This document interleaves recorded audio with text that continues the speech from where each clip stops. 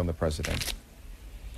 Don Lemon was in the room for this. I thought this was pretty extraordinary. Don, I was just saying just a moment ago that I don't know why, for whatever reason, I was in our meeting this morning, and I thought that by the end of this news conference that we would be working closer to that moment when perhaps Sergeant Crowley and Professor Gates would be patching this thing up together. But I tell you what, it just feels like the divide, if it started here, it just got wider and wider and wider with each comment. What are your thoughts in the room?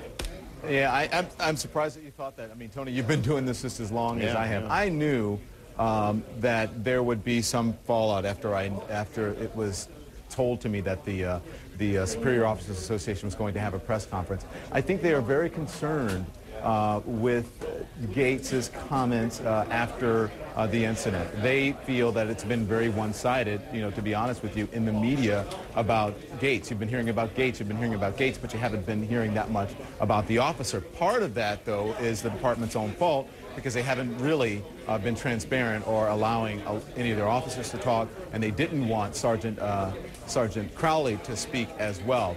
But as you saw, just the sense of the community, as I got here yesterday and I went directly to the police department, you could sort of feel it in the air. The police commissioner said to me, morale is low here. Yeah. And it was better before the president made his comments. But well, Don, can I say something? Even lower after that because, well, hang on. It got even lower after that because they thought that this was going to go away after a while, after the news cycle. But then once the president responded to it, they feel that it brought it back up again, and not only brought it back up, amped it up to a different level. I get that, but here's my point.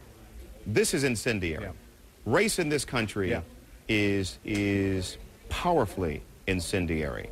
Yeah. And I suppose I thought that both sides of this would take a step back, not listen to the news cycle, not base future comments on the last news cycle, and make a determination that race is such a powerful, let me finish the thought, is such a powerful factor in this country that it would be better to take a step back and try to figure out a way to mend this.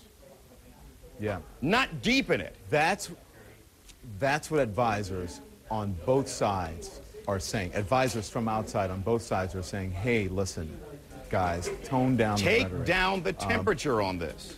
Take down the temperature on this and relax a little. Because, you know, the law enforcement community, we know it is a community that bands together, is very vocal. They're very protective and insular of their own, as well they should be, as well most people are. And the same thing when you're talking about race, and especially African-American men and their relationship to police officers. I mean, most African-American men in this country have had some sort of incident, perceived or real, about feelings about being racially profiled. Okay, and let me stop. Yeah, let me tee it up, Don. Let me tee it up. Here's the thing, and I say this because I want us to conduct this discussion here with total transparency. I know that you have had an incident in your life, and I'll let you explain it. But as you make these comments, I want folks to understand you are working as a correspondent on this story. But you have had something in your life that may be, no, let me have you explain the incident and folks can make their own determination. No, I just thought it was complete transparency. I mean, we all have our lives. We all have the lens that we come through. I didn't have anything with a police officer. It was something to do with something else, but there was racial profiling. It was settled out of court. I was right. The other party was wrong. And we settled out of court. But here's the thing.